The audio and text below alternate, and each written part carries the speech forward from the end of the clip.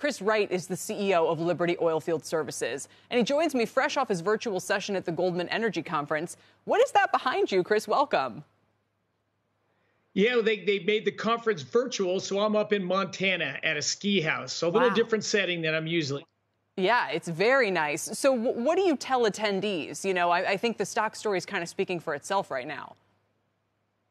I mean, the sector obviously was hit hard by COVID, and then the returns for our customers responded quickly. Oil and gas prices came up, but the returns and profitability in the service sector, it's only more recently risen. So I think it's exciting times now. We're starting to get pricing, and I think we'll see a pretty good year ahead for the oilfield service sector, and likely several good years ahead. What's the sweet spot for you for the price of crude oil? You know, probably around where it is now. You know, right now you've got very strong drilling economics for all of our customers, but it's not a meaningful economic headwind for the population of the world, and certainly in the United States. So the reason I ask is because I've seen comments from Diamondback and others. They're concerned that if energy spiked to $90, definitely over $100 a barrel, you start to get demand destruction, you start to invite a political response. Do you think we can rule out a spike like that now, or could it still happen?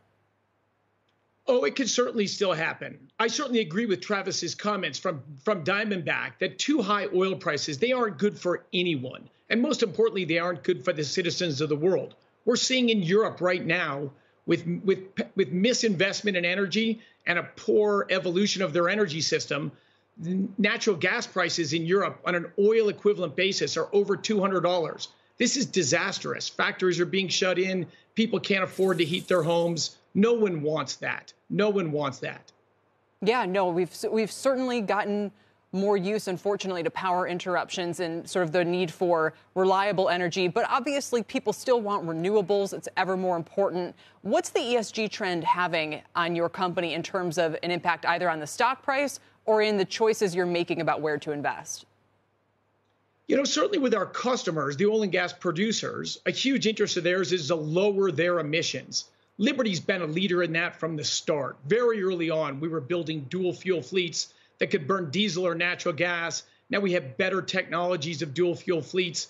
We have an electric frac fleet we're rolling out this year that's not only electric, but has the perfect way to take natural gas to make electricity at the highest possible thermal efficiency. So very low emissions. And I would say the industry-wide interest in that is tremendous. Your shares are trading around the $12 mark right now, about midway between the 52-week range.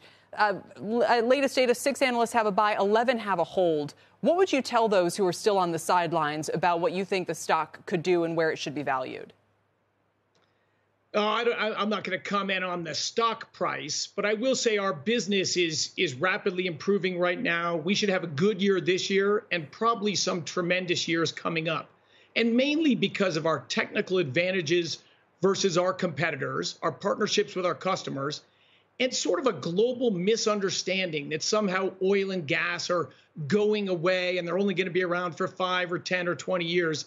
That's just simply not true. And so I think we're seeing a world with underinvestment in oil and gas. Again, we're seeing that in Europe right now.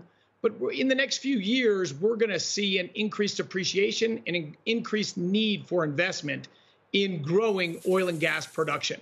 We still got a third of humanity cooking their daily meals, burning wood, dung, or agricultural waste.